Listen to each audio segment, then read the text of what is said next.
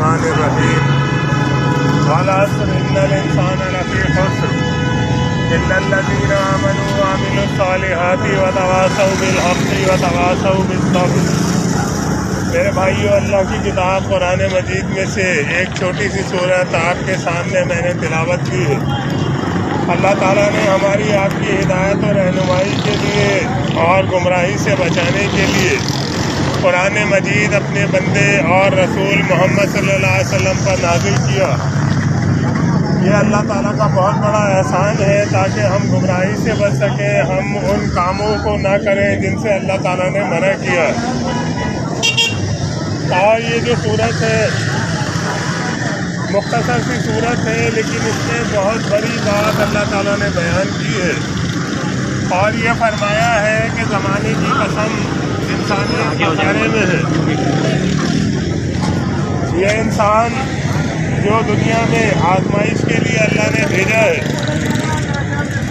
ये चाहे गुजरा हुआ हो या फिर जो मौजूद है वो हो या फिर जो आने वाला है इंसान रहती दुनिया तक, फरमाया कि लफ़ी खुस्र, ये सब के सब नुकसान में है। और इस नुकसान से बचने वाले कौन हैं? कौन खुश नसीब है जो नुकसान जिनको नहीं उठाना पड़ेगा? फरमाया इल्लल्लज़ीना आमनू, सिवाय उन लोगों के वो लोग नुकसान से बचेंगे कि जो ईमान लाए। ईमान अल्लाह ताला इस बात को कहता है कि जिन्होंने अल्लाह को अपना रब माना और इस बात का इकरार किया कि अल्लाह के अलावा इस कायनात का कोई खालिक नहीं है, कोई मालिक नहीं है, कोई इख्तियार और कुदरत रखने वाला नहीं है, कोई मुश्किल कुशा हाजत रवा नहीं है, दाता और दस्तगीर नहीं है सिवाय अल्लाह के। इस बात को मानने वाले, खालिस ईमान रखने वाले, अल्लाह ताला फरमाता है कि ये पहली शर्त है खसारे से बचने के लिए, नुकसान से बचने के लिए, कि अल्लाह ताला के ऊपर खालिस ईमान रखा जाए, जिसने हमें पैदा किया है, जिसकी हवाओं में हम सांस लेते हैं, जिसका दिया हुआ रिज़्क़ खाते हैं, जिसका दिया हुआ हम पानी पीते हैं। और एक एक नेमत जो हमें हासिल है अल्लाह ताला ही की दी हुई है, तो उसके ऊपर हर किस्म के शिर्क से पाक हमने ईमान रखना है। ये नुकसान से बचने के लिए पहली और बुनियादी बात है। फरमाया व अमिलुस्सालिहात, और उसके बाद नेक अमाल करने वाले वो नुकसान से बचेंगे। महज ईमान लाकर वो जिम्मेदारी से नहीं बच सकते जब तक कि अल्लाह ताला के अहकामात के ऊपर अमल ना करें। ज़िंदगी के मामलात में, गुफ्तगू में, बातचीत में, कारोबार में, रहन सहन में, हर मामले में जो अल्लाह ताला का हुक्म है, उसके नबी सल्लल्लाहु अलैहि वसल्लम का जो तरीक़ा है उसके ऊपर अमल करे तो ये नेक अमाल करने वाले होंगे मेरे भाइयों। फरमाया कि और फिर चूँकि अल्लाह के ऊपर खालिस ईमान रखने का और नेक अमाल इख्तियार करने का रास्ता आसान नहीं है, ये जिम्मेदारी है इस ईमान के रखने वाले की कि वो दूसरे इंसानों को भी नुकसान से बचाने की कोशिश करे। सारी की सारी इंसानियत अल्लाह ताला की पैदा करता है। अल्लाह ताला का ये हुक्म है कि तुम मेरी बात लोगों तक पहुंचाओ। जो रोशनी ईमान की तुम्हें मैंने दी है उसे लोगों को भी रास्ता दिखाने का ज़रिया बनाओ। तो ये बताया कि ईमान लाने और नेक अमाल इख्तियार करने के बाद तवासौ बिल हक़, हक़ की उन्होंने दावत दी।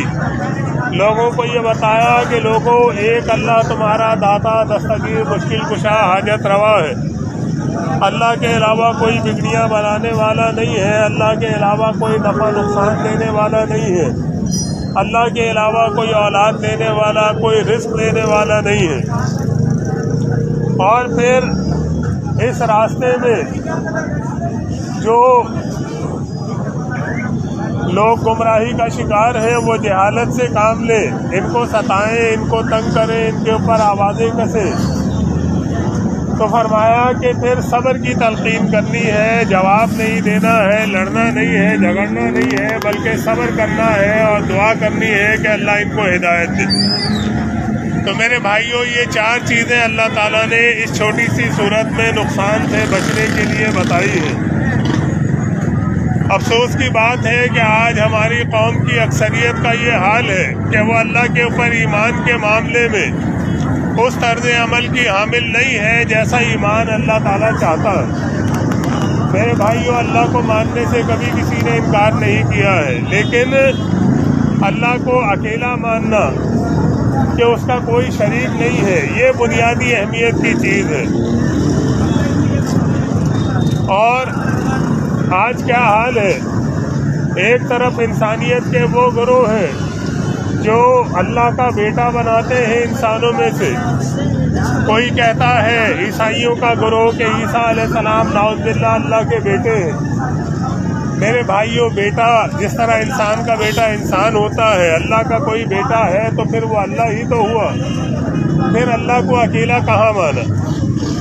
یہودی کہتے ہیں کہ عزیر اللہ کے بیٹے ہیں، نعوذ باللہ۔ تو میرے بھائیوں، یہ اللہ کی ذات میں براہ راست شریک ٹھہرانا ہے۔ دوسرا طریقہ یہ ہوتا ہے کہ اللہ کی صفات میں شریک ٹھہرایا جائے۔ شرک کی ایک بڑی قسم یہ ہے، اللہ کی صفت کیا ہے کہ وہ زندگی دینے والا، موت دینے والا ہے، وہ روزی دینے والا ہے، وہ بیماری اور صحت دینے والا ہے، وہ میرے بھائیوں نفع نقصان دینے والا ہے۔ اللہ کے علاوہ کسی اور کو ان طاقتوں اور اختیارات کا مالک سمجھا گیا، ان صفات کا حامل سمجھا گیا، تو میرے بھائیوں یہ شرک ہے۔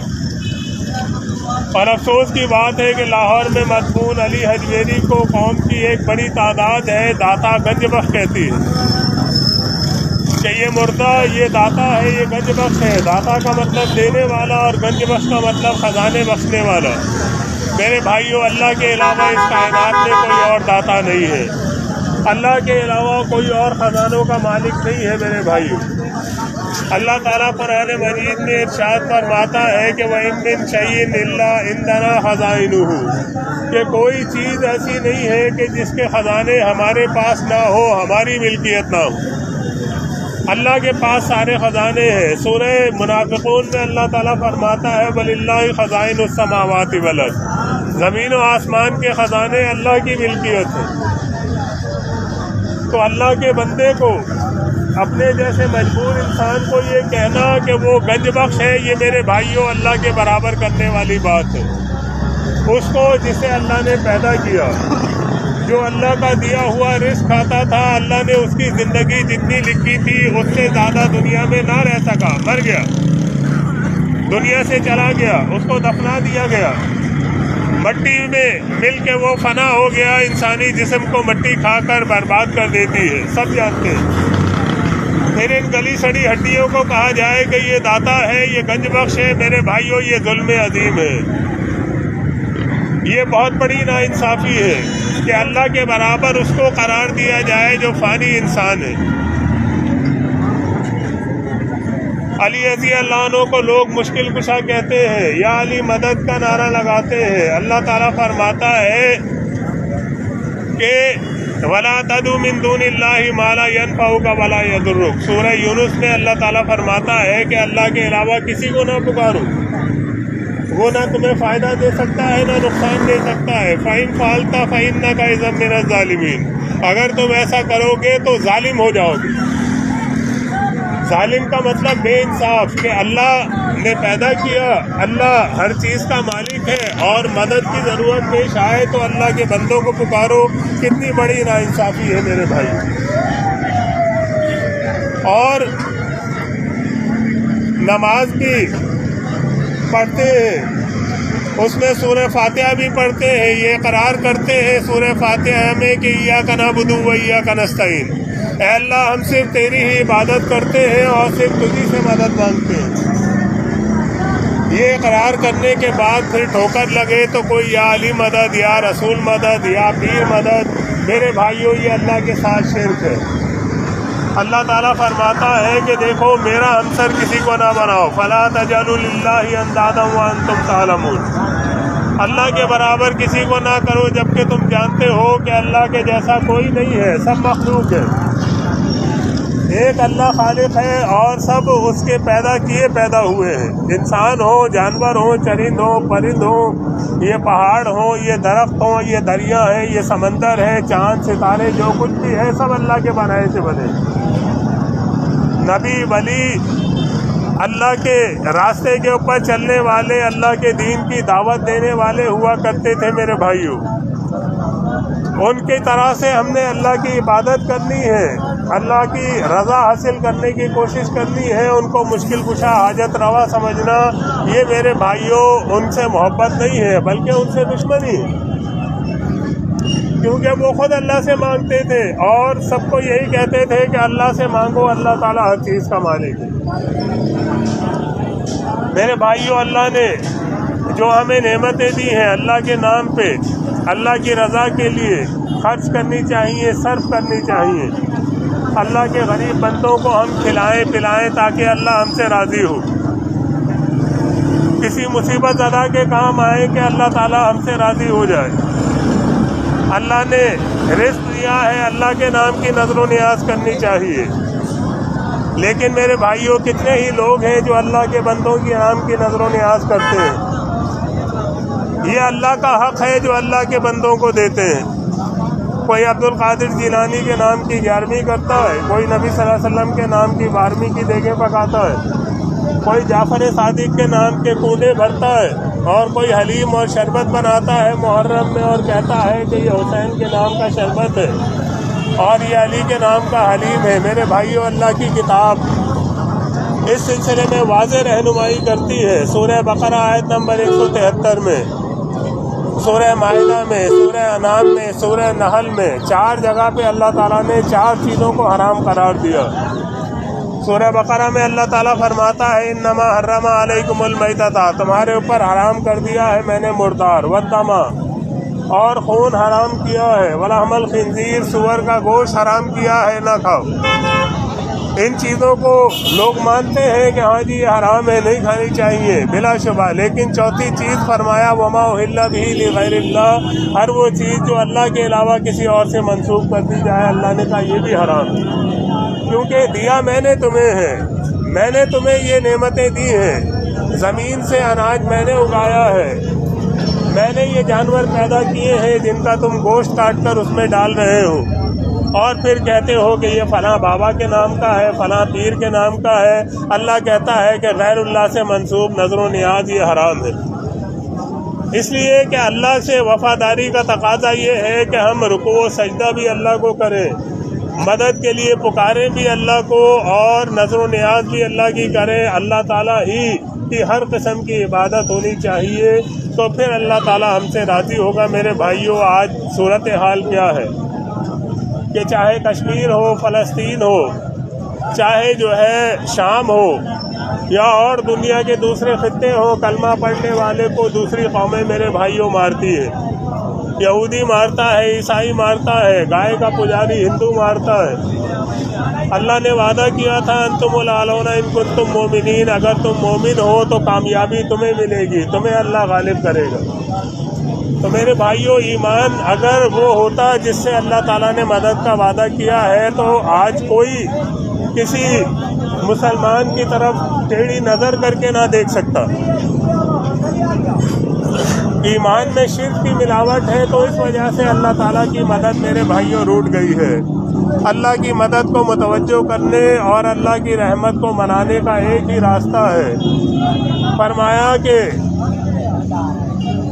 فَلْيَعْمَلْ عَمَلًا صَالِحًا، سورہ کہف کی آخری آیت میں، کہ نیک اعمال کرو، وَلَا يُشْرِكْ بِعِبَادَتِ رَبِّهِ أَحَدًا، اپنے رب کی عبادت میں کسی کو شریک نہ کر۔ تو اس بات کو ہمیں سمجھنا ہے میرے بھائیوں، آپ سے کوئی نوٹ مانگنے نہیں آئے ہیں کہ چندہ دو، ہماری مسجد میں سریہ ڈلوا دو، یا ہمیں جو ہے وہ فلاں فرش بنوانا ہے، پیسے چاہیے۔ آپ کی طرح سے محنت مزدوری کرنے والے لوگ ہیں، نہ آپ سے ووٹ مانگنے آئے ہیں کہ ہمیں کامیاب کرا دو، ہم یہ کر دیں گے، ہم وہ کر دیں گے۔ ایک ہی پکار ہے کہ قُوا أَنفُسَكُمْ وَأَهْلِيكُمْ نَارًا، سورہ تحریم میں جو اللہ فرماتا ہے کہ بچاؤ اپنے آپ کو اور اپنے گھر والوں کو جہنم کی آگ سے۔ वक़ूदुहा अन्नास वल हिजारा, जिसका ईंधन इंसान और पत्थर बनने वाले हैं। मेरे भाइयों, अल्लाह ताला हमें खालिस अपनी इबादत करने और मोहम्मद सल्लल्लाहु अलैहि वसल्लम की सुन्नत और तरीक़े के मुताबिक नेक अमाल करने और अपने अहकामात की पूरी पाबंदी करने की अल्लाह तौफीक दे। और ये फ़िरक़े और मसलक दीन में नहीं है कि किसी को देवबंदी बनाया जाए, बरेलवी बनाया जाए, अहले हदीस बनाया जाए। सिर्फ मुसलमान हमने बनना है जैसा कि अल्लाह ने हुक्म दिया है। तो दुनिया में भी अल्लाह की रहमत हमारे शामिल हाल होगी, आखिरत में भी अल्लाह की पकड़ से बच जाएंगे। अल्लाह ताला हम सबका हामी व नासिर व आमीन। अक़ूलु क़ौली वस्तग़फ़िरुल्लाह ली व लकुम व लिसाइरिल मुमिनीन। ये कुछ किताबें हैं, इनमें कुरान व हदीस की बातें हैं ईमान की, इनका कोई कीमत नहीं है। आप पढ़ें, मुताला करें और गौर व फिक्र करें कि जो सही ईमान अक़ीदा है उसको इख्तियार करें हम। और ये आगे ये मस्जिद है, मुस्लिम मस्जिद, यहाँ भी इंशाअल्लाह दर्स कुरान व हदीस होगा। आप लोग आएँ, कोई सवाल ज़हन में हो, कोई अश्काल हो, बताएं, इंशाअल्लाह कुरान व हदीस की रोशनी में उसकी वज़ाहत की जाएगी।